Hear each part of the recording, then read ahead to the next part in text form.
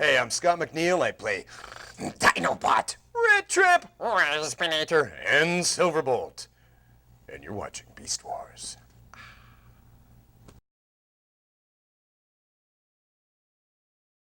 I began as a small shareholder when I was, back in the last millennium, really. That's when it all began for me. I got started almost 20 years ago. Yeah, it is almost 20 years ago now. In cartoons, almost by accident. I got lucky. I fell into it face first. You know, after years of, nobody's ever going to pay you money to hear those silly little voices of yours, mister. Now I get to do for a living what I used to get kicked out of school for, I got very lucky, actually. The reason that I got started in voice work was because of Doug Parker, who actually plays Pterosaur in our epic journey here. And I had met up with him to do an audition for a radio commercial and just started, shooting personalities out of my ears. And he should have went, dude, you're really, messed up. I wish I'd met you a week ago. And I was like, oh, thanks. Why? He goes, I just finished casting some stuff on G.I. Joe. And I'm like, yeah, right, like the cartoon? He's like, yeah. Because there was no industry in Vancouver at that point. It was just starting to kind of launch out. So I managed to stumble in and, after a while, God did it, I was one of the crusty old vets of the industry. And we didn't use no fancy microphones back then either. You held the tape up and you yelled at it. That's how we done it back then. And I've been lucky enough to kind of keep at it for the last almost couple of decades now, so touch wood. It will continue forth.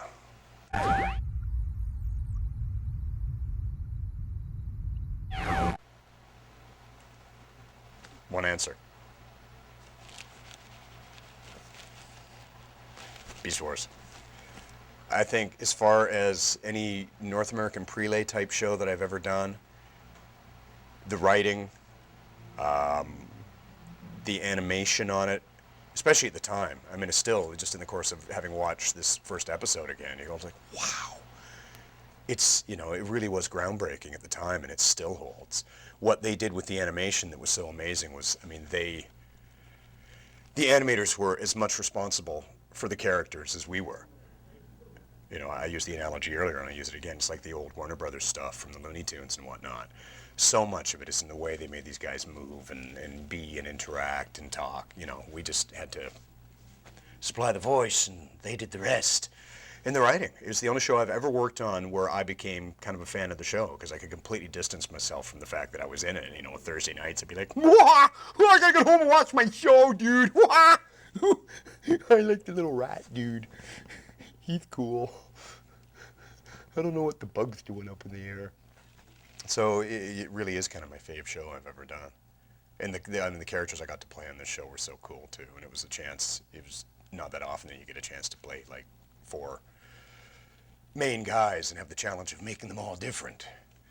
And it was always fun when Dinobot and Rattrap would get into it. One more crack like that, vermin. I will take you out the old-fashioned way. Brutally! I want to like to see you try it there, Dino Boob. Or should I say, lizard lips? Oh man, we're all gonna die. No more fighting. Fighting gives Waspinator a headache in his whole body.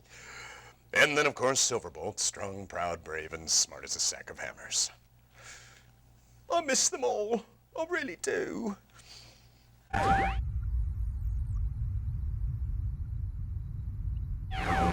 did a lot, actually. This is something I think kind of gets overlooked. I always stress, the most important part of voice acting is the acting part. If you can do 737, 25 to the 9th power different voices, cool. If you can't act, you can't do it. So yeah, I was 4 years full-time theater academy in Vancouver here, and then, I've continued training to this day, really. And then work kind of begets work, and then the more, I got to learn a lot when I started out, because I was working with guys like Gary and these guys, because they've been doing it for a while. I mean, start going, oh, that works. Oh, I see how that works. Oh, cool, I'll steal that. And then I'll steal this. And then years later, they'll steal it back. Am I managing to get the foot into the shot? It started off as a little infection. I was in Borneo, and right on the toenail, it started off as a fungus. And now look at me, a misshapen shell. You can see my dew claws. Wait, this move launched Sharon Stone's career. Cut! Sorry.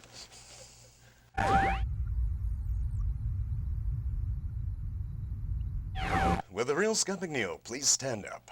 You'll notice nobody's moving off this couch. I don't know. I mean, you know, theoretically, there's a bit of me in all of them. I mean, probably, you know, certainly the least like would be Dinobot and old Silverbolt. I'm not nearly that noble, or that proud, or that brave. Although I do have the dumbest sack of hammers part. I don't know. Probably more Rattrap than anything. You know, I tend to shoot off at the mouth, get myself in a bit of trouble every now and then. I'm also, you know, I think as far as levels of self-confidence and self-worth, I'm probably much more Waspinator than anybody else. Dragged himself up to see our chamber. They were so much fun because they were all so different. You know, they really went in very different, you know, directions. People would always go, you know, how can you keep track of... In the case of this show, it was very easy. You know, physically everything would change up. The personas of the characters were so different. It's neat to watch. I mean, if you guys ever had a chance to come in and watch the sessions, it's amazing how physical it is. And, you know, stuff just... It's more psychotic than you could possibly ever imagine. Because we get to wear the voices from the inside on the outside.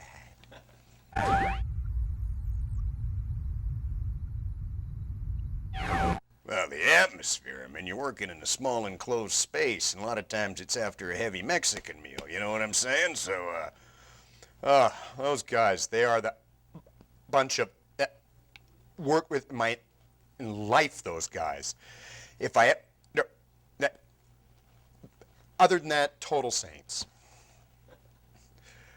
It's also another reason why the show is kind of so near and dear to my heart, because I have probably had more fun, and not just fun actually, I mean I just enjoyed working on that show more than anything I've ever done, because of the, you know, the caliber of the writing, and the cast was extraordinary on that show.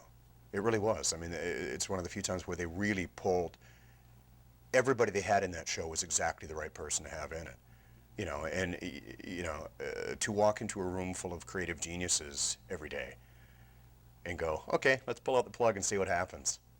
You know, half the time I'd just be sitting back watching going like, wow, these people are peculiar. I want to be like them. And then it turned out I was.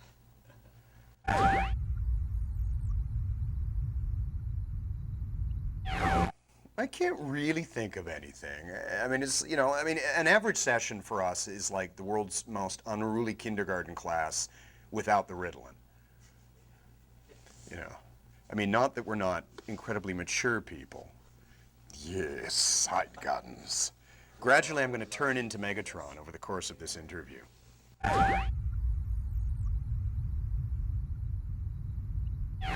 General answer to that, I'm still staggered 10 years later everywhere I go in the world. And I do a lot of conventions, a lot of anime conventions and whatnot. The fact that Beast Wars is still, I mean, people are still so into it. They're so into this show.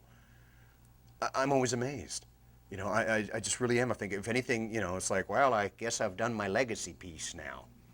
I've heard so many people come up and do Waspinator, or have their kids come up and do Waspinator. Do your Waspinator voice for the man. Some of whom are frighteningly good, so I think I'm actually unemployed. But I went, well, I guess if I'm going to ever have one legacy voice, that was going to be it. Code of the Hero, when the very first convention I ever went to in my life was a Transformers convention in California. And it was just, you know, I had been doing animation for years, and you know, it's you go to work and you go home and you know, do whatever it is you do. Nobody ever comes running after you on the street, and you have no idea what kind of an impact this is having.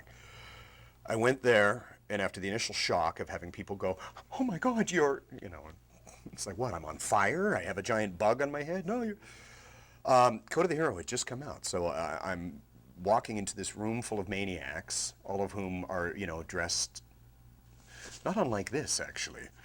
And people were coming up to me in tears and saying how much, you know, how impacted they had been by Dinobot's death. Ironically, and they kept saying, you know, as much as we love Dinobot, please don't let them cheapen this by, you know, making him come back 2 episodes later. And I'm going, believe me, they're not. They were very clear on that. When he died in the studio, he knew he was going to die 5 episodes before he died. I had no idea.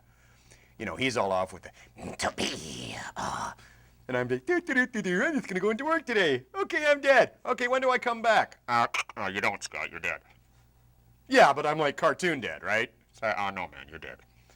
Yeah, but No. Yeah, but dead. Oh! Goodbye paycheck. And, you know, and that's kind of what it was to me at the time, but then the response and the impact that it had on fans just, I was, you know, I'm still weirded out by it. And it was the first indication I ever had of how, and then actually, I'd never seen that episode, and then about 2 years later, I sat down and watched it, and I ended up bawling. You know, because like I said, the caliber of the show is such that I could just completely go, okay, you know what, I know I was around when we were working on this, and really got into the show, and I went like, wow, that really had, and cartoon characters never die, for real. He was one of the few characters, I think probably one of the first guys that actually did. And you went, wow, you know what, in the context of this, it really, and it was an extremely noble death. It wasn't like I just suddenly went poink into a, you know, splatted against a windshield someplace, and somebody went, oops, oh well. You know, it was done for a reason, and the reason was done well, so.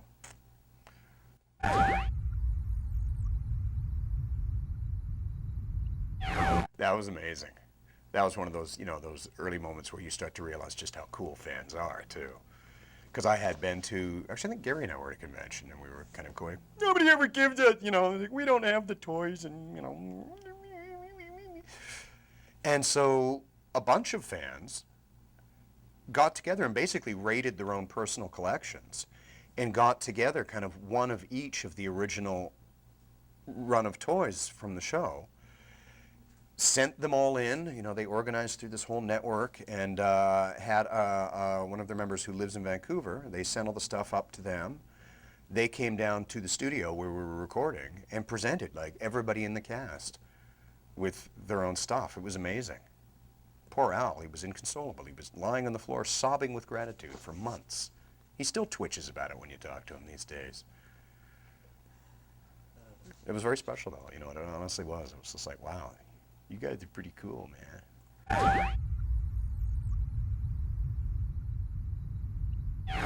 Okay, so at this point I have an original mint on card, original rock bubble packaging of Rattrap and Waspinator. I do not have a Dinobot. I actually have the original test pressing, the white plastic test pressings of Waspinator and Dinobot, which I bought off a guy on eBay. And then we got talking, and it was like, oh, by the way, I was the one that did, and he sends back, he's like, oh, by the way, I was the guy that designed the toys. So it's like, cool, sweet. So yeah, I'm definitely a bit of a geek in that regard. My wall of toys in my house is embarrassing and a source of great pride. So it's like, and it's such, you know, it's one of those things where you go like, God, I have the weirdest life. I'm the luckiest man alive. Here's my toy collection. And mine goes, got it, need it, Emmet, got it, Emmet, was it, wanted to be it, Emmet. You know, and I go like, not many people get to do that. I can go into a Toys R Us and it's like, dude, this is too weird. I can't do this, man. Like, you wouldn't believe, but...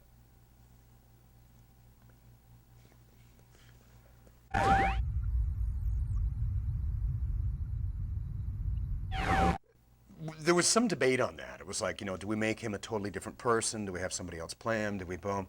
I kind of looked at it like, well, what would the evolution of this guy be? You know, if... Okay, so people don't really get cloned, and sometimes dinosaurs don't talk, they keep telling me. But in my world, I tried to keep the essence of the character the same because, you know, and as it turned out, you know, that core is still there, right? The spark is the same. This is where, I was getting back to the acting part and going, it doesn't matter how far-fetched something. I mean, Bugs Bunny, apparently rabbits don't talk and ducks don't talk, but Mel Blanc breathed such life into those guys because he was so committed to the idea of the characters. Anyway, with this, that's my way of trying to make it sound like I did something much more important than I did, which was I went, well, I think the voice should be the same, but he's just meaner and nastier and darker. It's just accessing another angle of the same character. And that was what was so cool about Dinobot over anybody that I ever played. As much as even on the other characters on the show, who, all of whom, like, I had so much fun with any of them because they were awesome. But there was this whole arcing or sort of looping story arc with Dinobot that, because he went from here down to there, and you really kind of got to explore around. It was a little bit more like, like legitimate theater. It's really telling the stories,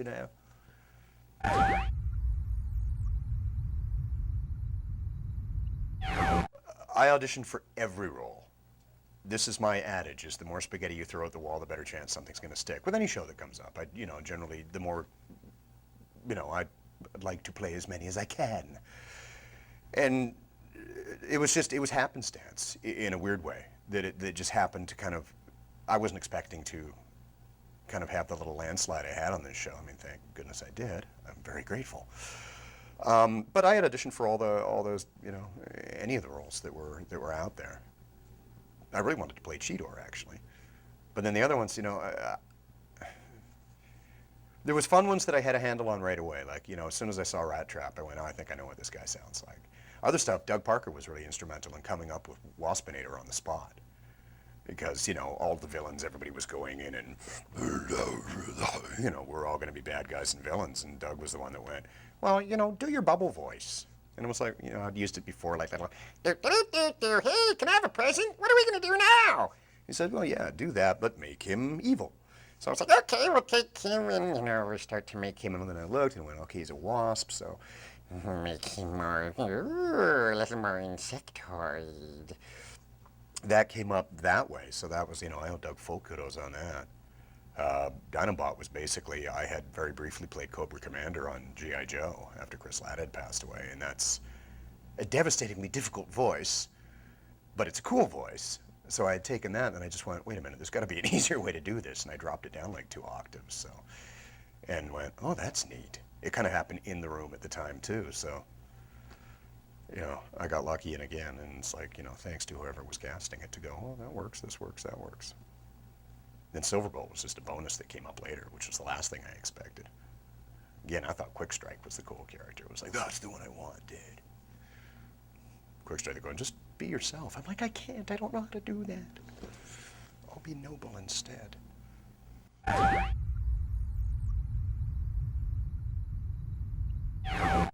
It was, I mean, I had more trouble with Silverbolt when we first got him because I just went, where do you go with this guy? Is he really that straight up? And I was kind of monkeying around in the studio and did the, all right, citizens. And somebody went, ooh, that's good. So that's, it kind of locked into the kind of the paladin angle with him. And then it started to make sense. It was fun. I mean, because it was, there's a certain fromage factor to all that. And you go, geez, I got to do this, but somehow it ultimately comes down to you think, well, if he believes it, then it works. And that's his universe, and that's just the way he is. He was different, because he really was just that straight up and that. And if he'd been just a little less straight up, maybe, just maybe, you would have got a little more action with Black Arachnia. But no. Stupid nobility.